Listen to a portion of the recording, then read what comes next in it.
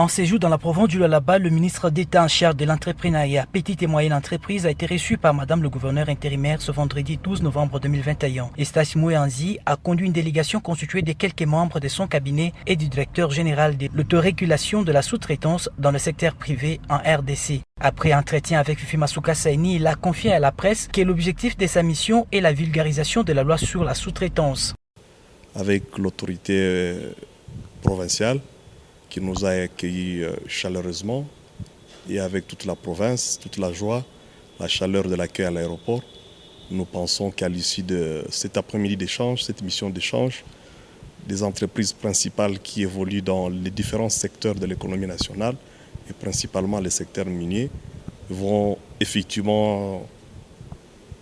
s'adapter et s'aligner sur toutes les dispositions de la loi qui veulent que la sous-traitance soit une exclusivité des PME congolaises. Juste après, le ministre d'État Eustache Mouyanzi et Madame le gouverneur intérimaire du Lualaba se sont rendus dans la salle Immaculata de Koluzi pour participer à la journée d'information et d'échange. Elle s'est tenue sur le leadership entrepreneuriat ainsi que la loi sur la sous-traitance dans le secteur privé, une initiative de l'Agence nationale de développement au Congo ANADEC et l'autorité de régulation de la sous-traitance dans le secteur privé en RDC. La commissaire générale du gouvernement provincial en charge de l'entrepreneuriat, de jeunes Lydia Kapapa, les jeunes entrepreneurs du Lualaba, les responsables des petites et moyennes entreprises, les autorités politico-administratives étaient tous présents. Au cours de son allocution, le gouverneur intérimaire de la province du Cobalt a commencé par rendre hommage au président de la République qui met tout en œuvre pour la promotion de la classe moyenne. Masuka Saini a aussi remercié les organisateurs pour le choix porté sur sa province qui présente multiples opportunités mais butées aux difficultés entrepreneuriales.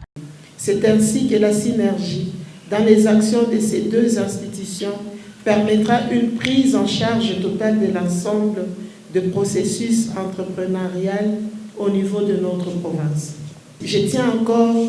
à vous encourager et à encourager les deux directeurs généraux de ces deux institutions et je les exhorte à permettre qu'au niveau de la province, qu'il y ait une étroite collaboration avec le commissariat général en charge de l'entrepreneuriat et émergence de la classe moyenne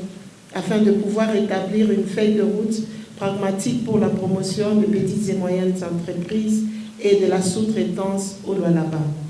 J'exhorte tous les Congolais vivant au Lualaba